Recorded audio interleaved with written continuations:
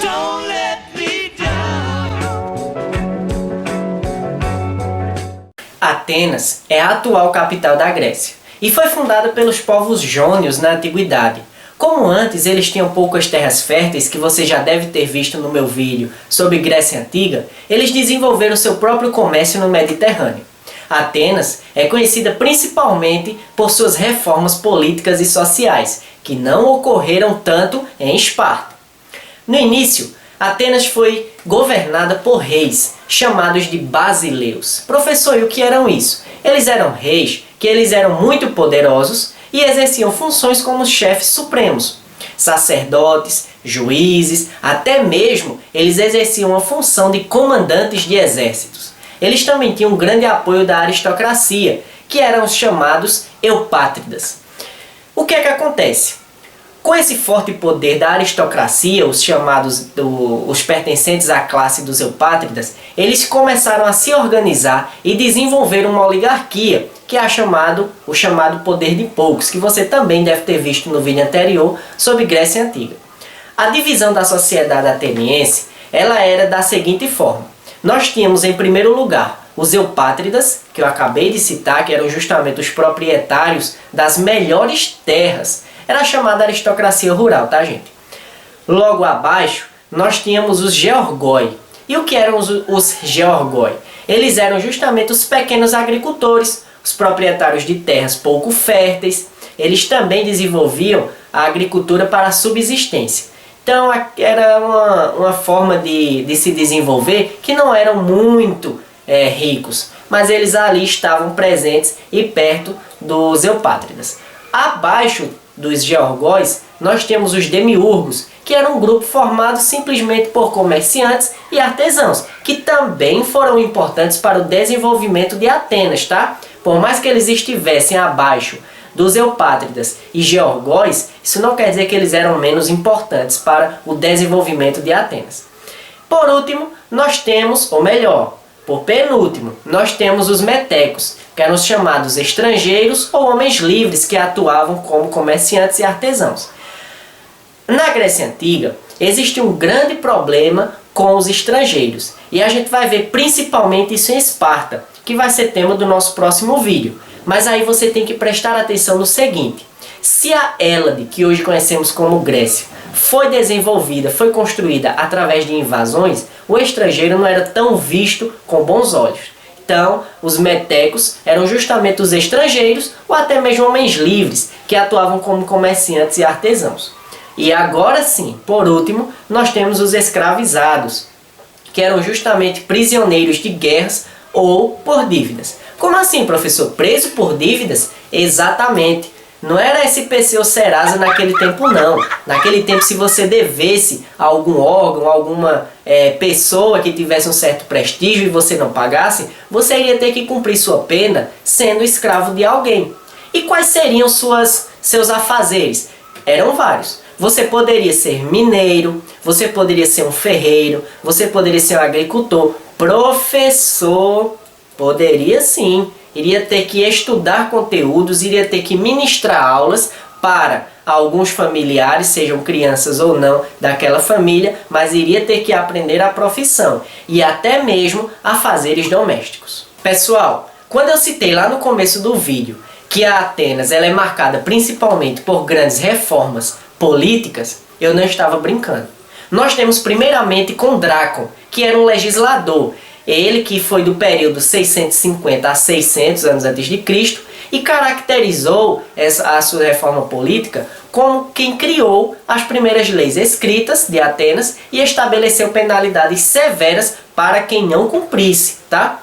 Mais à frente, no ano de 638 a 558 anos antes de Cristo, nós temos Solon, que era legislador, poeta, um estadista. E aí nós temos característica como que ele buscou resolver conflitos sociais e formulou também leis que aboliram a escravidão por dívidas. Lembra que eu citei? Então, segundo Solon, ele fez essa reforma política para que acabasse essa escravidão por dívidas. Solon também possibilitou, pessoal, que a população participasse mais de algumas decisões da cidade. E aí fez uma Assembleia de Cidadãos, que é a chamada Eclésia. É presente na história também Pisístrato com suas reformas, que foi entre o período de 600 e 538 a.C. Ele também era um político ateniense, e aí ele buscou apoiar as camadas menos favorecidas, como uma estratégia de política, mas ele também instaurou uma forma de governo chamada tirania. Nós temos também o Clístenes, que foi muito importante para o desenvolvimento de Atenas. Ele foi influenciado, as suas decisões políticas, por Solon. Ele também era político entre o período de 565 a 492 a.C. E uma de suas decisões foi justamente a quem se atribuiu a origem da democracia. E como será que ele fez a prática da democracia? Porque não bastava apenas a teoria. Então, primeiro, ele agrupou os cidadãos em 10 tribos. Após agrupar os cidadãos, ele limitou o poder dos eupátridas. Lembra dos grandes eupátridas? Então ele limitou o poder deles. Logo após, estendeu a cidadania a um número maior de pessoas, instaurando a democracia, aquela que veio a influenciar as demais civilizações por seguinte. Ele introduziu também, minha gente, uma outra característica, o chamado ostracismo. E o que seria isso, professor? Aquelas pessoas que oferecessem uma ameaça à sociedade, elas eram automaticamente excluídas da sociedade. E era colocado seu nome justamente em pequenas placas de barro. E eram essas placas de barro chamadas de óstracos, que eram justamente onde iria ficar lá comprovando o nome daquelas pessoas para quem as conhecesse ou visse que aquela pessoa representa um perigo para a sociedade. Nós temos também o Péricles, que era um orador, estrategista e estadista, no período de 495 a 429 a.C. Ele comandou a política de Atenas por 30 anos, foi um dos maiores desenvolvedores de Atenas. Ele também possibilitou, pessoal, o desenvolvimento das artes, da arquitetura, filosofia, as ciências em geral. Esse período foi tão desenvolvido que até hoje é conhecido como o século de Péricles.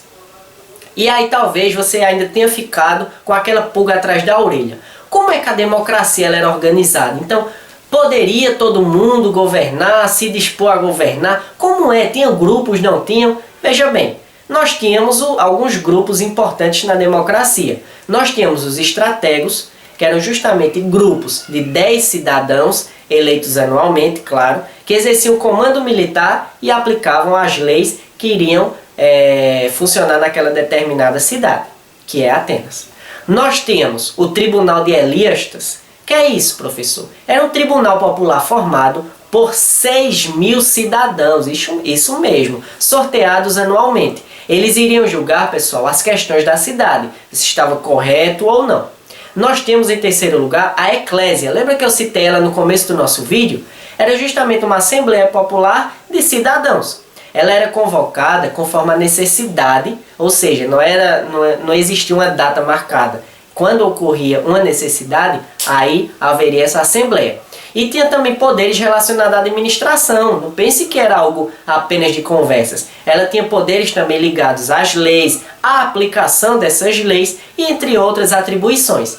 E por último, nós temos o Bulé, que era justamente um grupo formado por 500 cidadãos escolhidos por um sorteio anual, os quais iriam preparar essas leis. Então, Atenas foi uma civilização que entrou em grandes conflitos, principalmente com Esparta. E é aí onde a gente vai ver várias batalhas, é aí onde a gente vai ver que até mesmo houve uma batalha em que Esparta se aliou com Atenas, mas isso aí também vai ser próximo para outro vídeo, que vai ser o nosso próximo vídeo. Então, para isso, curte, se inscreve no nosso canal, compartilha com os amigos, ativa o sininho, porque quando sair o próximo vídeo, você não vai nem perder tempo, tá ok? Forte abraço do professor Eduardo Paixão.